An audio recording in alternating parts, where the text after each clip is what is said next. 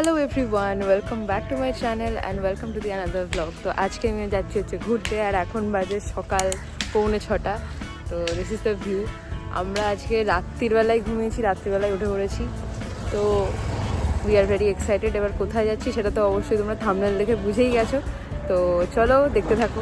ভোরবেলায় ঘুম থেকে উঠেই চলে এলাম সাঁতরাগাছি স্টেশন। চোখে ঘুম, হাতে ব্যাগ, আর মাথায় শুধু একটাই কথা, ভাই অ্যাট লাস্ট ঘুরতে যাচ্ছি। সত্যি কথা বলতে অনেকদিন ধরে আই নিডেড আ চেঞ্জ, কিন্তু সময় করে উঠতে পারছিলাম না। মানে আমার সময় হচ্ছিল তো বাবা মায়ের সময় হচ্ছিল না, আবার বাবা মায়ের সময় হচ্ছিল তো আমার সময় হচ্ছিল। তবে হ্যাঁ, এই ট্রিপেও কিন্তু আমার বাবা মা নেই। এই প্রথমবার আমি বাবা মাকে ছাড়া কোথাও ঘুরতে যাচ্ছি। আমি যাচ্ছি মাসিমণি মিশনের সাথে, আর আমাদের সাথে যাচ্ছে আমাদের ঘন্টু, মানে যার অন্নপ্রাশনের ভিডিও তোমরা আমার চ্যানেলে দেখেছো। সাঁতরাগাছি থেকে আমরা ধরলাম মেচেদা লোকাল। একদম প্রথমে যে ট্রেনটা থাকে ওটাই। আমরা ফরচুনেটলি স্টেশনে তাড়াতাড়ি পৌঁছে গেছি। এই লোকাল ট্রেনটাই কিন্তু মেচেদা অব্দি গিয়ে তারপর সেটা দীঘার দিকে চলে যায়। এটা আমি জানতাম না। আমি ভেবেছিলাম যে হয়তো কোনো রকম রিজার্ভেশন টিকিটের প্রয়োজন পড়ে, কিন্তু মেচেদা লোকালে মাত্র 40 টাকা দিয়ে টিকিট কেটেই তোমরা নর্মাল লোকালে করে দীঘা পৌঁছে যেতে পারবে।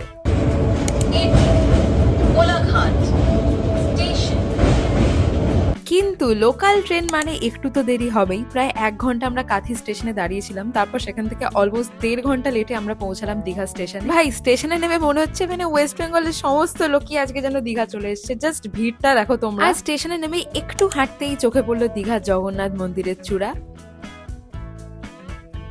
দীঘা স্টেশন থেকে বেরিয়েই আমরা ধরে নিলাম একটা অটো, আর অটোকে বলে আমরা পৌঁছে গেলাম মাত্র 10 মিনিটের মধ্যে পিকুস প্যারাডাইস। তো এটাই হচ্ছে আমাদের আগামী 2 দিনের ঠিকানা। ফুল বাগান, রুফটপ, সুইমিং পুল থেকে শুরু করে মাল্টি কুইজিন একটা রেস্টুরেন্ট, এখানে সমস্ত কিছু আছে। আগেই আমি তোমাদের বলে রাখি, এটা কিন্তু পুরোপুরি একটা নন স্পন্সর্ড ভিডিও। এই হোটেলটা কিন্তু আমাকে কোনো রকম টাকা দেয়নি ভাই ওদের কথা বলার জন্য। আমি তোমাদের একদম আমার নিজের জেনুইন রিভিউ তোমাদের সাথে শেয়ার করব। অফ সিজনে এদের স্ট্যান্ডার্ড রুমগুলো সাধারণত 1670 থেকে 1800 টাকা মতো হয় প্রতি রাত। আর তোমরা যদি একটু বড় বা একটু এক্সিকিউটিভ রুম চাও তাহলে তোমাদের মোটামুটি পড়ে যাবে 3800 থেকে 5500 টাকা প্রতি রাতে। বিশেষ করে যদি তোমরা ইনক্লুডিং ব্রেকফাস্ট আর ব্যালকনিতে বেটার ভিউ চাও তাহলেই। তবে আমার রেকমেন্ডেশন ভাই স্ট্যান্ডার্ড রুমগুলোই মোর দ্যান। আর অনলাইনে কিন্তু বুকিং এর ক্ষেত্রে এদের ভ্যালু কিন্তু সিজন ওয়াইজ বদলাতে থাকে। বাট তোমাদের যদি আমাদের মতো যদি ঝটিকা সফর না হয়, তোমরা যদি আগে থেকেই ডেট ফিক্স করে রাখো, তাহলে আমি বলবো যে অনলাইনে সিজন ওয়াইজ ভালো করে প্রাইস দেখে তাহলে তোমরা বেস্ট ভ্যালুতে কিন্তু হোটেলটা বুক করতে পারো। Okay, so this is the room. First ইমপ্রেশনে কিন্তু বলবো যে ক্লিন অ্যান্ড সিম্পল।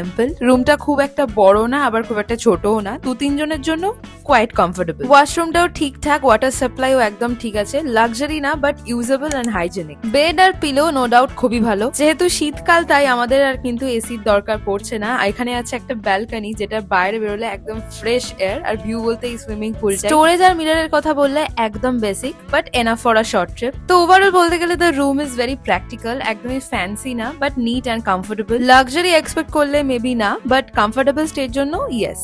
তো প্রথমে আমি ভেবেছিলাম যে সুইমিং পুলে হয়তো হিটার আছে। ভাই নামার পর বুঝলাম কনকনে ঠান্ডা জল। দেখো ন্যাচারালি কিন্তু প্রত্যেকটা হোটেলেই কিন্তু সুইমিং পুলে হিটার লাগানো থাকে, বাট এখানে নেই, কি আর করা যেতে পারে। বাট শীতকাল হলেও ঠান্ডা জলের নাবার লোভটা কিন্তু সামলাতে পারলাম। শীতকালে সুইমিং পুলে নেমে ঠান্ডা জলে চান করার ব্যাপারটা পাগলামি লাগলেও কিন্তু মজাটা অন্যরকম। জলে নেমে লিটারালি কাঁপছিলাম আমরা সবাই, বাট মজা ভাই প্রচুর করে। তো চান করে রেডি হয়ে চলে এসেছি হোটেলে লাঞ্চ করতে। এদেরই অ্যাটাচ যে নিজেদের রেস্টুরেন্ট আছে, ওখানেই আমরা এসেছি। তো আমি অর্ডার করেছি হচ্ছে একটা চিকেন থালি। বাট গাইস আমি অনেস্টলি একটা তোমাদের রিভিউ দিচ্ছি, খাবার কিন্তু আমার একদমই ভালো লাগেনি দাম অনুযায়ী। পুরোপুরি টেস্টলেস খাবার। তাই আমি বলবো যে তোমরা কিন্তু ব্রেকফাস্ট, লাঞ্চ, ডিনার সবটা বাইরেই কোনো রেস্টুরেন্ট থেকে করো। এখানে হোটেল থেকে যদি তোমরা করার ডিসিশন নাও, ভাই পুরোপুরি ওয়েস্ট অফ মানি।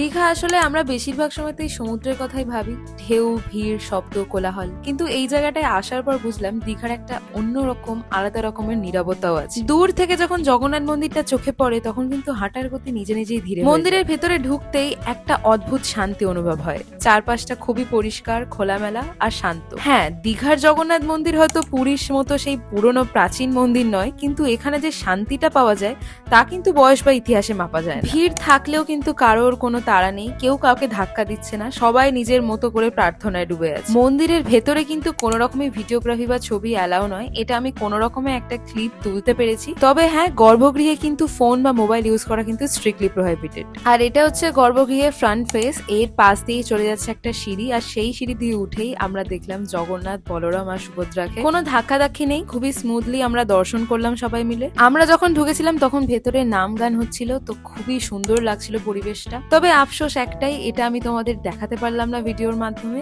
এটা অনুভব করতে গেলে কিন্তু তোমাদেরকে স্বয়ং দীঘায় আসতে হবে। মন্দির থেকে বেরোনোর সময় মনে হচ্ছিল মনটা অনেকটা হালকা হয়ে গেছে। আর দীঘা ট্রিপে এসে যদি শুধু ঘোরা না, একটু শান্তি আর ভেতরে স্থিরতা খুঁজে পাও, তাহলে জগন্নাথ মন্দিরটা তোমাদের অবশ্যই ভিজিট করা উচিত। আর হ্যাঁ, তোমাদের জানিয়ে রাখি, মন্দিরের সামনেই কিন্তু জুতো রাখার সুব্যবস্থা আছে, তো জুতো চুরি হওয়ার কিন্তু কোনো টেনশনই নেই।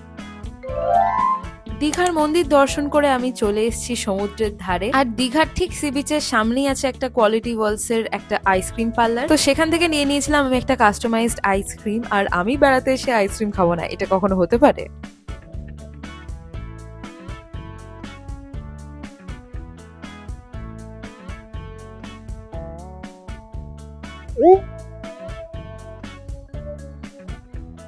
তো সমুদ্রের ধারেই বসেছে অনেক মাছ ভাজার স্টল, আর ওখানে চিকেন তন্দুরিও পাওয়া যাচ্ছে। অ্যান্ড লেট মি মেনশন, ওখানে অক্টোপাসও পাওয়া যাচ্ছিল। তো আমাদের সকলের ইচ্ছা হলো যে চলো অক্টোপাস ট্রাই করা যায়। আর আমি জীবনে প্রথমবার অক্টোপাস খেলাম গাইস, একদম সেই রবারের মতো খেতে। আমার যে খুব একটা ভালো লেগেছে বলবো না, তবে খুব একটা খারাপও না, তোমরা চাইলে ট্রাই করতে পারো।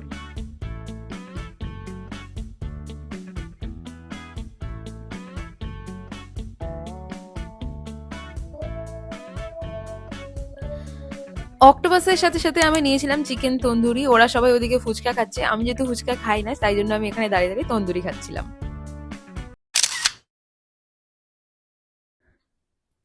দীঘা সি বিচটা কিন্তু সকালবেলায় একদম অন্যরকম লাগে। ভোরে যখন পৌঁছালাম তখন বিচে তেমন মানুষ নেই, কোনো লাউড মিউজিক না, কোনো শাউটিং না, শুধু ঢেউয়ের শব্দ আর হালকা হালকা ঠান্ডা বাতাস। হাঁটতে হাঁটতে বালির ওপর পা রাখলে বালিটা তখন একটু ভেজা একটু ঠান্ডা, জুতো খুলে হাঁটলে ভাই আলাদাই শান্তি লাগছে। সকালবেলা সমুদ্রটা খুব কাম, ঢেউগুলো আসে আবার চুপচাপ ফিরে যায়, মনে হয় সমুদ্রটা তখনও পুরোপুরি জেগে ওঠেনি। হ্যাঁ, তবে যতটা কম লোক আমি এক্সপেক্ট করেছিলাম তার থেকে কিন্তু একটু বেশিই ছিল। চারপাশে লোকরা হাঁটছে, কেউ কেউ জগিং করছে, আবার কেউ কেউ চুপচাপ দাঁড়িয়ে সূর্য ওঠা দেখছে, কেউ কেউ সেটা ফোনে আবার ভিডিও ক্লিপও করে রাখছে। সমুদ্রের ঠিক পাশেই একটা কাকু লেমন টি বিক্রি করছিল, তো বললাম এক কাপ দাও দেখি লেমন টি। সমুদ্রের ধারে বসে সানরাইজ দেখতে দেখতে হাতে লেবু চা, উফ আলাদাই শান্তি।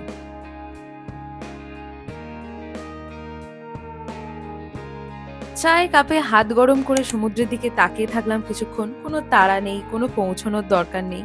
আর একটু এগিয়ে গিয়ে দেখলাম একটা ডাবের দোকান, সেখান থেকে একটা ডাবও খেলাম। তো সমুদ্রের ঠিক পাশেই একটা ছোট্ট হোটেলে করেছিলাম সেদিনকার ব্রেকফাস্টে ছিল পেটাই পরোটা আর ঘুগনি। তারপর গেছিলাম দীঘার বাজারে হরেক রকমের মাছ দেখতে। কি মাছ নেই ওখানে! কাঁকড়াগুলো দেখছো কত বড় বড়। তোমরা যেখানে স্টে করছো ওখানে যদি আউটসাইড ফুড অ্যালাউ থাকে তাহলে কিন্তু তোমরা এখান থেকে মাছ কিনে নিয়ে গিয়ে এখানে জাস্ট পাশেই একজন রান্না করে দেয়, ওনাকে কিন্তু বললেই তোমাদের মনের মতো করে উনি রান্না করে দেবেন। তো সেভাবেও কিন্তু তোমরা নিজেদের লাঞ্চ বা ডিনার এনজয় করতে পারো।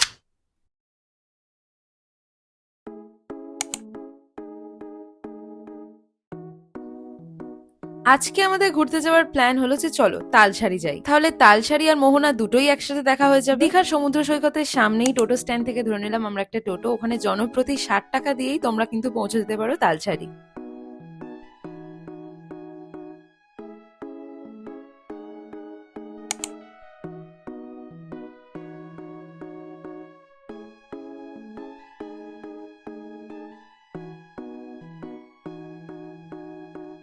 তালসারি বিচটায় আসার আগে কিন্তু আমার মাথায় খুব একটা বড় এক্সপেকটেশনস ছিল না, ভেবেছিলাম যে আর 5টা বিচের মতোই হবে। কিন্তু এখানে এসে প্রথম যেটা বুঝলাম সেটা হচ্ছে এই জায়গাটা কিন্তু শো করার জন্য না, এই জায়গাটা ফিল করার জন্য। টোটো থেকে নেবেই চারপাশটা কিন্তু বেশ অন্যরকম, খুব বেশি দোকানপাট নেই, শুধু হালকা বাতাস আর দূর থেকে ভেসে আসা ঢেউয়ের শব্দ। সেখান থেকে বাইক ভাড়া করে আমরা চলে গেলাম মোহনায়। সত্যি কথা বলতে বালির ওপর দিয়ে বাইক চালাচ্ছিল, আমার কিন্তু মনে মনে খুবই ভয় লাগছিল, তবে কারোরই কিছু হয়নি। ওরা বারবার বলছিল যে কিচ্ছু হবে না, ভালো করে বসুন, ভয় পাবেন না।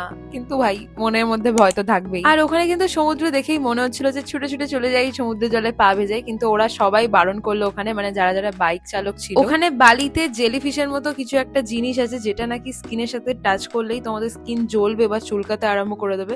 তো দ্যাটস ভেরি ডেঞ্জারাস, তাই বললো যে জুতো খবরদার খুলবেন না।